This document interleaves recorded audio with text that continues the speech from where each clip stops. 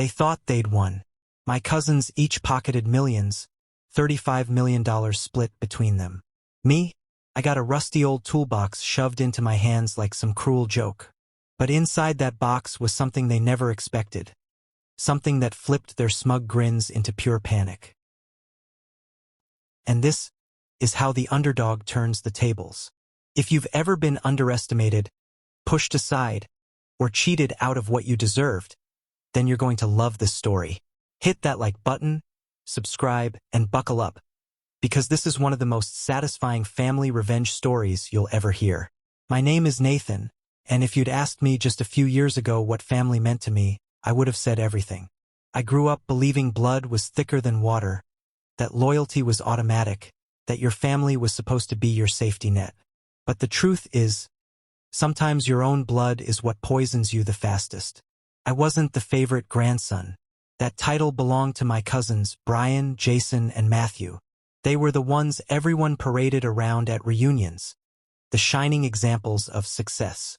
They went to expensive schools, flaunted luxury cars, and posted photos from European vacations that looked like they were straight out of magazines.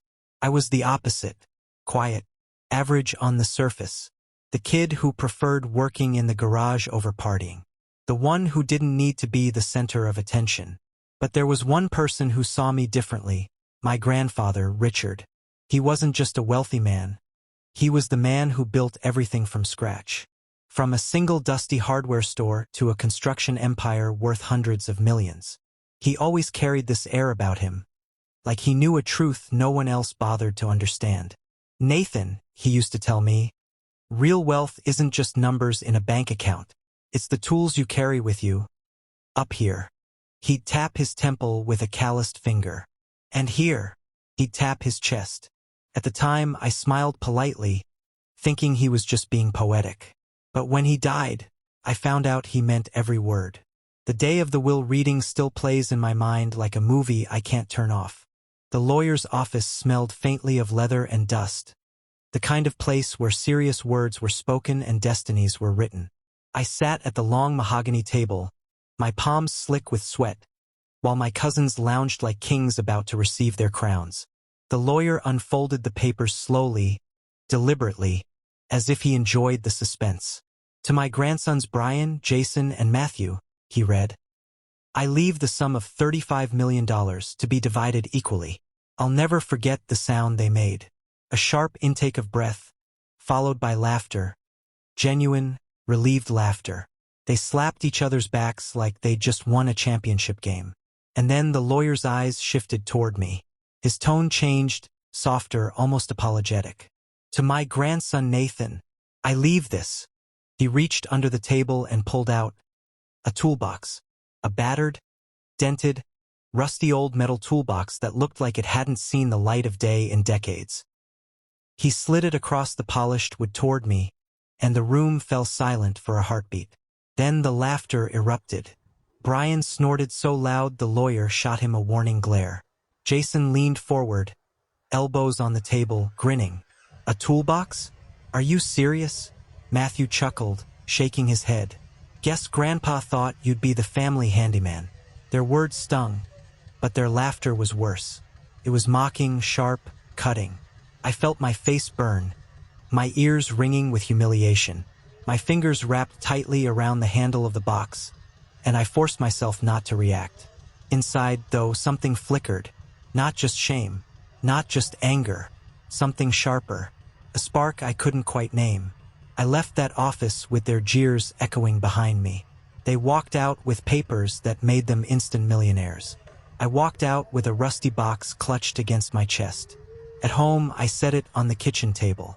It felt heavier than it should have, solid, like it was carrying a weight beyond its metal walls. My hands trembled slightly as I flipped the latches open. The lid creaked, and inside I didn't find wrenches or screwdrivers. Not exactly. There were tools, yes, but tucked beneath them was something else.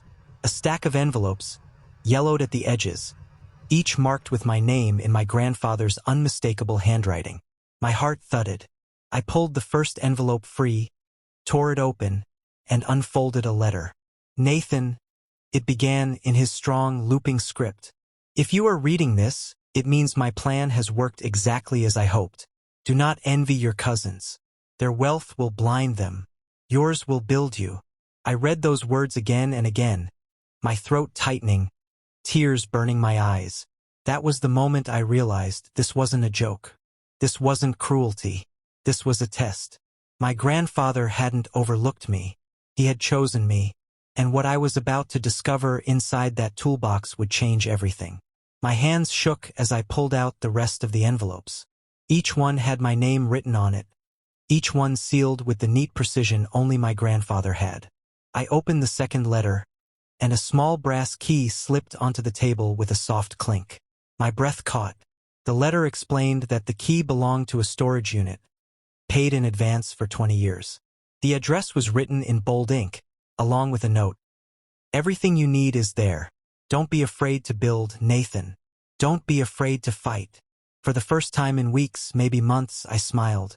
The next morning, I drove across town, Toolbox strapped into the passenger seat like a sacred artifact. The storage facility wasn't glamorous, just rows of corrugated metal doors under the sun. But when I slid the key into the lock, something inside me clicked too.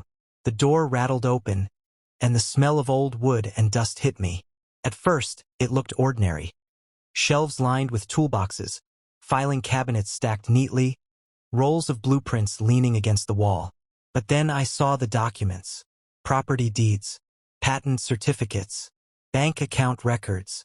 I pulled one folder at random. Inside was a deed for a parcel of land just outside the city, prime real estate already zoned for commercial use. Another folder held shares in his company, tucked away under my name. Each cabinet I opened revealed more. Hidden investments, dormant accounts, detailed plans for projects my cousins didn't even know existed. My knees almost gave out. I sat on the cold concrete floor, papers spread around me like treasure. It wasn't flashy money handed to me in one lump sum. It was something better. It was power. Quiet, patient power that my cousins, with all their arrogance, would never understand. As I held those documents, I could almost hear my grandfather's voice. Let them laugh now. You'll be the one laughing later. I closed my eyes, clutching the letters against my chest. This was more than inheritance.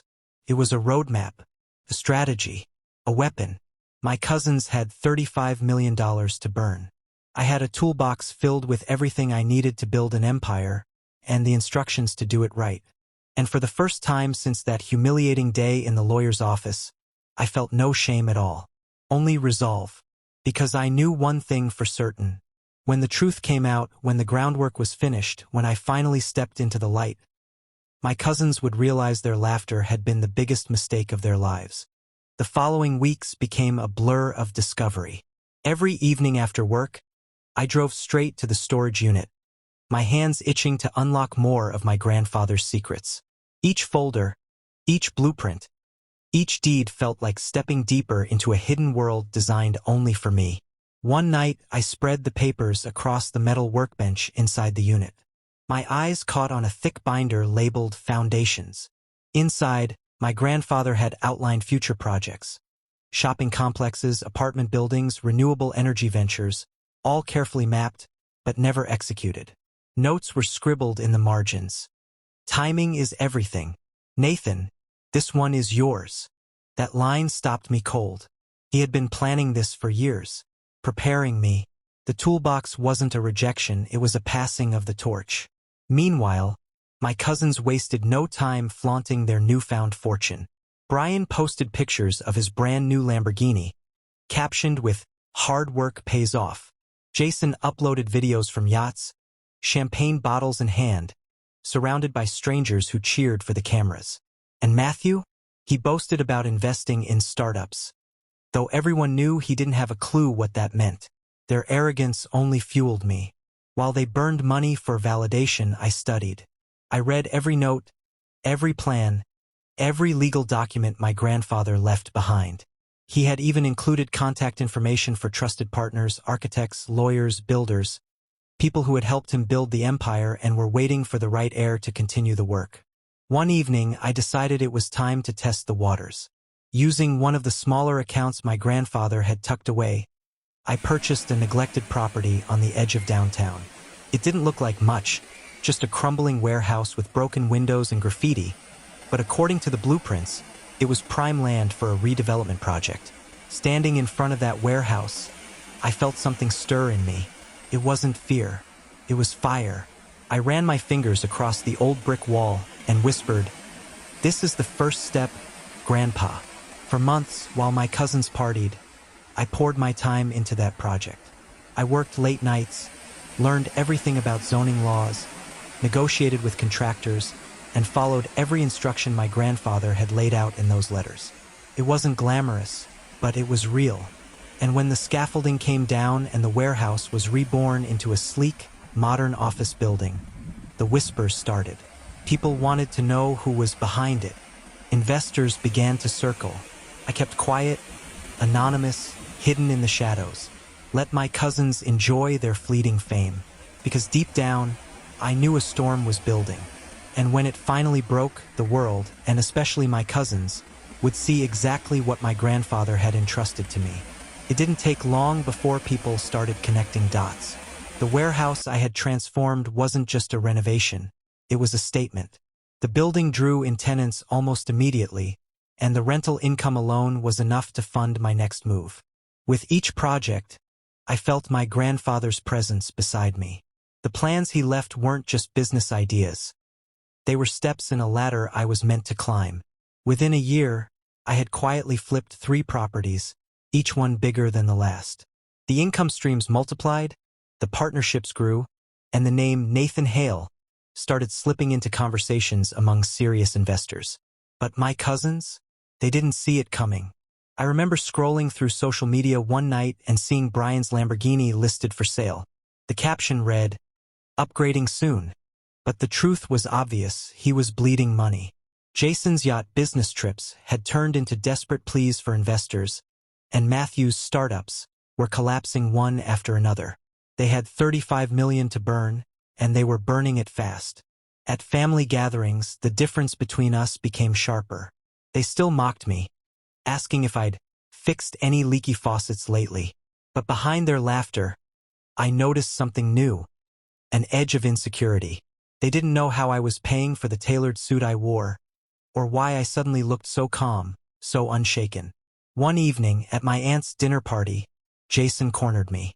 "So, handyman," he sneered, swirling his whiskey. "What's in that magical toolbox of yours? Did Grandpa leave you a golden wrench?" I smiled, steady. "Something like that." He didn't know it, but his question wasn't far from the truth. By then, the empire I was building was no longer a secret in the business world. Investors were talking about me, banks were offering partnerships, and articles were starting to circulate about the quiet developer reshaping downtown. And all of it traced back to the rusty toolbox my cousins had laughed at. I'll never forget the moment it truly hit me that I was winning. I was sitting in my new office, a glass-walled suite overlooking the city skyline, when I received an email from a top investor. The subject line read, "Your grandfather would be proud." My throat tightened as I stared at those words. For the first time, I felt like I was no longer living in my cousin's shadows. I wasn't just the quiet grandson anymore. I was the heir my grandfather had chosen, the one he trusted to build, not squander. And soon, my cousins were going to learn that their $35 million was nothing compared to the legacy locked inside that old toolbox. The moment came sooner than I expected. My company, built quietly from that old toolbox and my grandfather's plans, was hosting its official launch event for a massive downtown development project. The press was everywhere, cameras flashing, investors mingling under crystal chandeliers. It was the kind of night my cousins would have killed to be invited to. And of course, they showed up uninvited. I spotted Brian first, his once polished suit looking worn at the edges. Jason followed, trying to charm anyone who would listen, while Matthew lingered near the buffet like a man who hadn't eaten a real meal in days. Their millions were gone. The parties, the cars, the yachts, they had burned through everything. When they realized who the event was for, their faces drained of color. Nathan Hale, the man headlining the evening, wasn't some mystery developer. It was me, the cousin they mocked, the handyman they laughed out of the lawyer's office. I walked on stage, the spotlight warm against my face. For a second, I looked straight at them. Their mouths hung open, eyes wide, as if they'd seen a ghost. Everything you see here tonight, I said into the microphone, started with a single gift. A gift that was mocked, laughed at, dismissed. But it wasn't money that built this. It was vision. It was trust. And it was a toolbox. The room erupted in applause. My cousins shrank into the crowd, humiliated. Their 35 million nothing but ashes compared to the empire they now realized had been meant for me. Afterward, Jason tried to approach me, his voice low and desperate. Nathan, maybe we can work together. You know, family. I looked him in the eye and smiled. Family laughs at you when you're down. Legacy builds you up. Grandpa chose me, and now you know why. I walked away before he could answer, leaving him standing there, hollow. That night, I finally understood my grandfather's lesson. Real wealth wasn't in what you were given, it was in what you could build. My cousins had money. I had the blueprint. And in the end, the toolbox was worth far more than $35 million. Sometimes life doesn't hand us what we think we deserve. Sometimes it gives us something that looks small, even laughable, while everyone else seems to be winning. But what my grandfather taught me, and what that toolbox proved, is that true wealth isn't about instant fortune. It's about vision, patience, and the courage to build when everyone else doubts you. And in the end, those who laugh the loudest often fall the hardest. If this story gave you chills, smash that like button and share it with someone who's ever been underestimated. Tell me in the comments, what's the most satisfying revenge you've ever seen or dreamed of? And of course, subscribe for more powerful stories of betrayal, justice, and sweet, sweet payback. Because here, karma always finds its way.